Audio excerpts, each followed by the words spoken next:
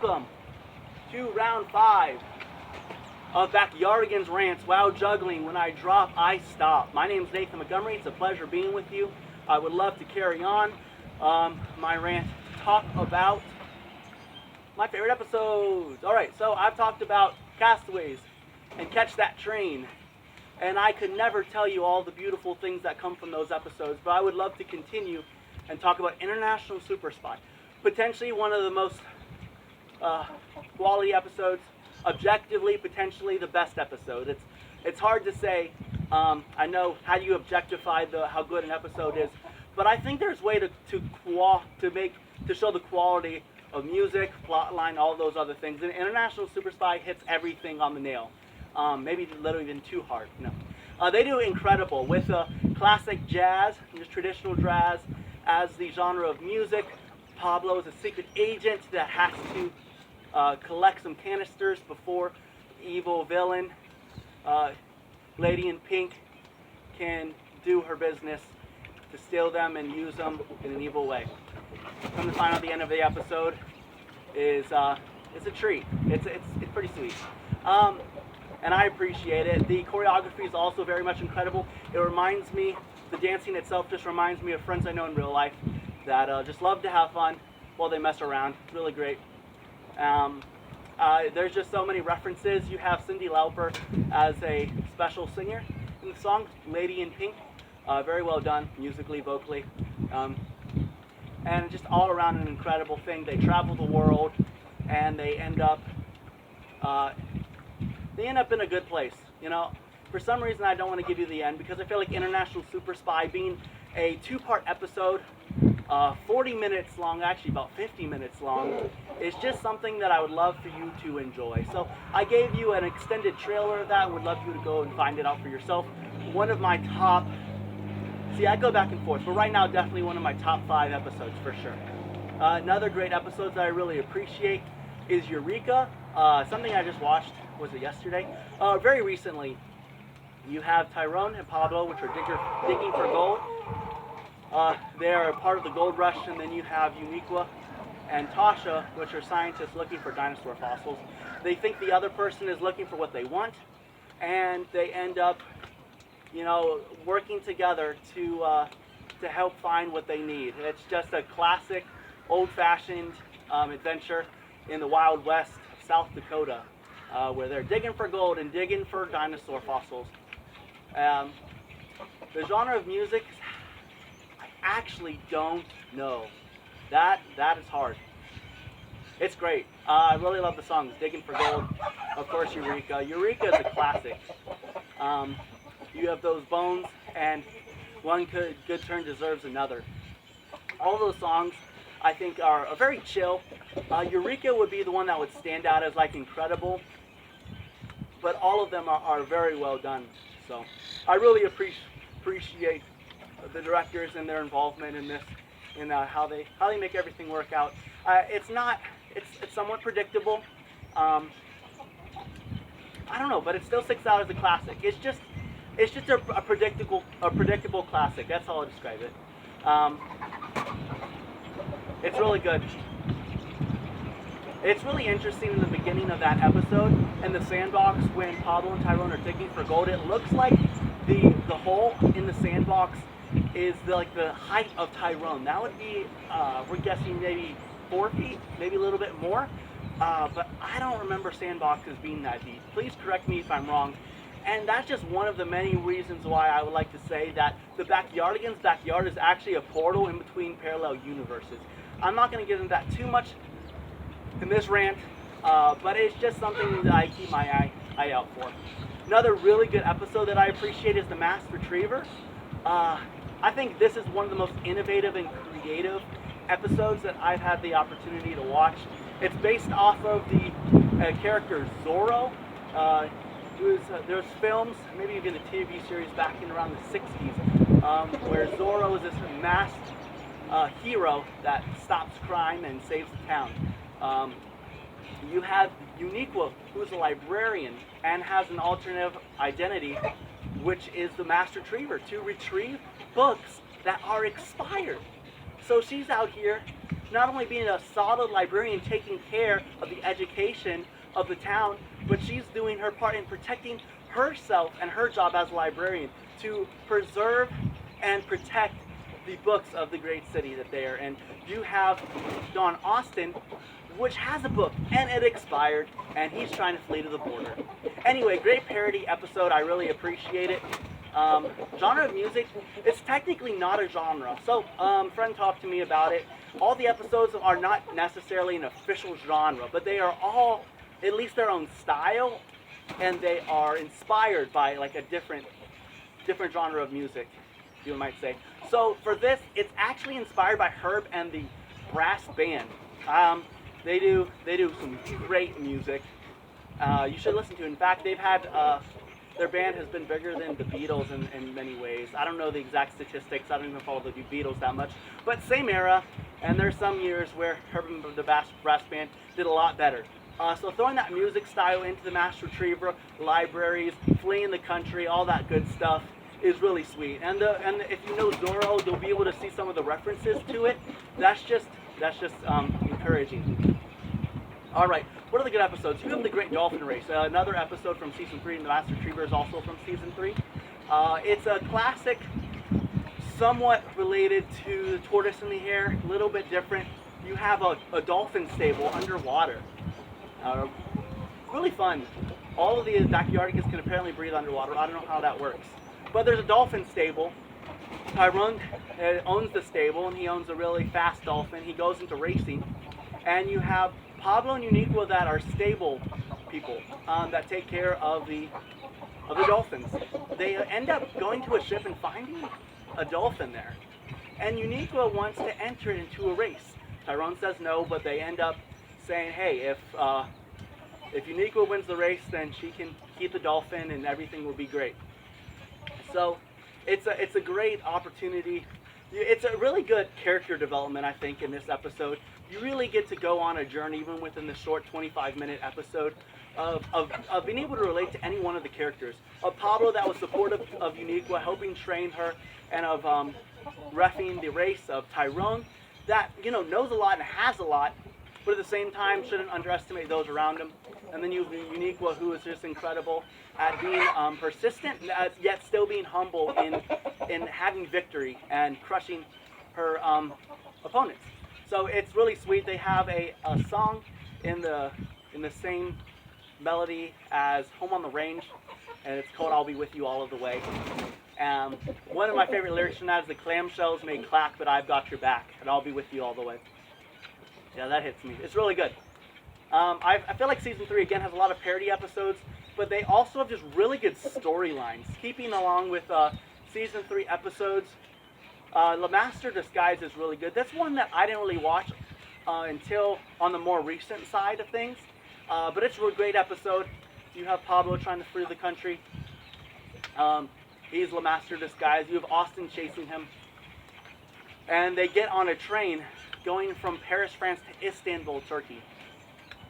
And the only way to recognize Le Master Disguise is by the laugh. So Austin's on this train talking to the different Backyardigans, trying to figure out if they're Le Master of Disguise.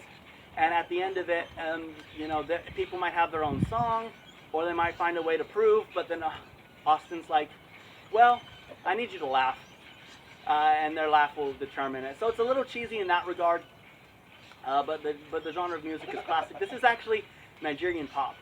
So I feel like I've talked about this episode in the past. It's really good. I appreciate it. I don't know where I'd put it in my top, maybe top 10, 15-ish, but good episode all around. Another good episode. The Big Dipper Diner has always been up there. After first watching it, it has a very catchy song, 2 Eggs Mooney Side Up. It's about a diner in outer space. Space aliens shrinking everything, including characters. Ooh, I wonder which character they shrink. It's Tasha. She's a police officer with Tyrone, and they were going in the diner to get breakfast, but then found an alien that shrunk stuff, so had to look for them, and they ended up stopping the alien. But the problem is there's 2 aliens. One was good, one was bad. So it was kind of a matter of like looking at characters and being able to identify, their intentions. But I really appreciate it. Two Eggs Movie Setup and also Big Dipper Diner are really fun songs in the episode. And it's just really neat being in a new setting, a new environment in outer space, which is just classic. I had another one. What was I thinking? Oh, Snow Fort. I remember watching Snow Fort in The Dentist like 15 years ago. And I didn't really get into Backyardigans until like my senior year of high school. But I did watch episodes when I was younger, and I appreciated them. You know, it wasn't like, oh, I have to watch it. But when it was on, I'm like, oh, this is good entertainment. So, Snow Fort, see, that's nostalgic for me. A lot of these I just watched later on, and I'm like, it's a good episode. This one, it's also good. It's kind of slow, but it's nostalgic. Just watching the Skibators to the rescue, Tasha and Eureka drink the hot chocolate, it gets me excited, and I don't know what to do with myself. I just get so hyped when I get to watch people eat food that's scrumptious, because it makes me, especially when they use the word scrumptious. So you have Tyrone. He's a Mountie on duty that is guarding, which I think is the biggest snowball in the world. So they have it in this very sweet vault, and you have Pablo as well helping guard it in a snow fort. And you have Eureka and Tasha that want to help people. So it's one of those great episodes where there's miscommunication and they're running in circles for the whole episode, for a lot of the episode.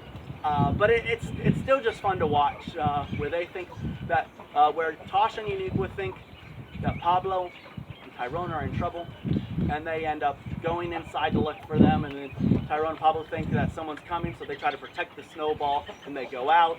They use different tools and all this cool stuff. It's just great. I don't know if there's a specific song that sticks out. All of them are classics. Skibators to the rescue, Mountie on duty, or no. There's Snowball duty. Is it Mountie on duty? I don't know if the title is. And then it's Who's in There or something. I actually don't know the complete titles. Then again, I don't know who exactly titles all of the episodes.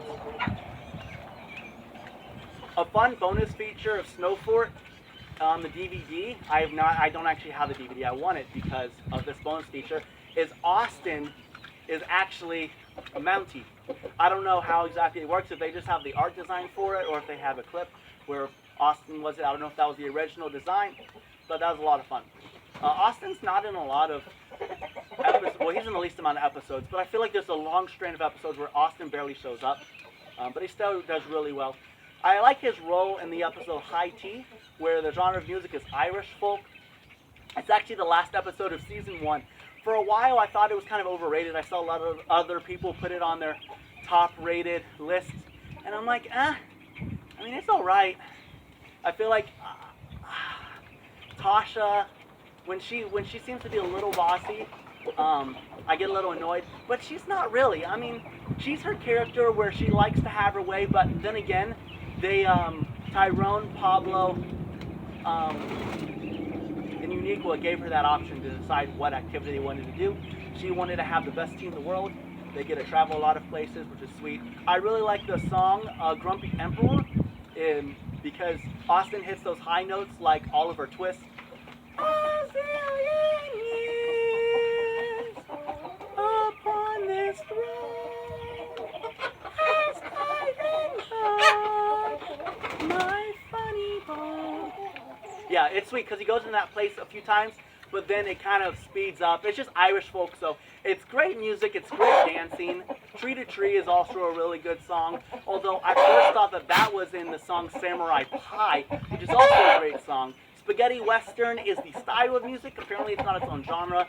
It's just based off of the specific films in like what, the 50s or 60s, Spaghetti Western films. I don't know what exactly makes a difference, but it's funky. So Samurai Pie is where Tyrone is a samurai that makes pies for the Empress, Tasha. And Austin is a youngin' that's learning how to make pies as a samurai. Because not only is he a chef or a baker that has to make these pies, but he has to make sure that ninjas do not steal the pies, because there's been a history about ninjas stealing it. And in fact, Tyrone built the Great Pie, made the Great Pie, which is like the greatest pie in the world. It's only been made once before this episode, but ninjas took it, so no one has even able to eat it. Now, I don't know how they knew it was the best and best tasting, when no one ate it. But that's the beautiful world of the Backyardigans. Really cool. So it's just a fun episode. I forgot how I got to Samurai Pie, but I really appreciate both the music and the plot was it's all right. It's not horrible. It's not the most like earth-shattering, like, oh, that happened. It's still a lot of fun. Who Goes There is a really fun episode in the Night of the Museum parody area. There's been theories about how this episode is actually contains the world of the Backyardigans, where the museum has pictures, and the pictures are different worlds within themselves. As you see in the episode, the characters travel between different places, like in a garden and on a horse and all those crazy things. So we're wondering if there's a picture of the Backyardigans' backyard within this episode. And so it seems weird because they go from their backyard to all these places. But what if they're in their backyard in the picture and then go to the museum? And then from the museum, go to all of these other places, which is all the other episodes. Crazy theory, haven't really been able to confirm it yet. I have other stuff on that. Anyway, Who Goes There is really great. What's the genre of music? I don't remember. I don't have all the genres of music memorized, or styles, whatever you call them. But you have Tyrone, which is the museum security guard. You have Tasha as the curator, and then you have the others. Austin is an old poet. Unique was in a painting. And Pablo, I think, was a great like war general or something like that. So it hits night and they start like playing tag and stuff. They accidentally destroy things. Tyrone freaks out and they hide in a painting. And then Tyrone starts throwing paint on the painting to try to get him out, and then ends up creating a masterpiece. That's actually a really good song. Something about a flamenco. It's a really sweet song. There's some of the songs from the Backyardigans where it's like, oh yeah, it's fun, it's catchy. But there's others like, wow, this like flows well. It's moving in more ways than one, and it's just kind of inspired like. They just embrace the moment, and that's something that I want to be able to do. Who Goes There is a really good episode. Ah, man. See, there's all these great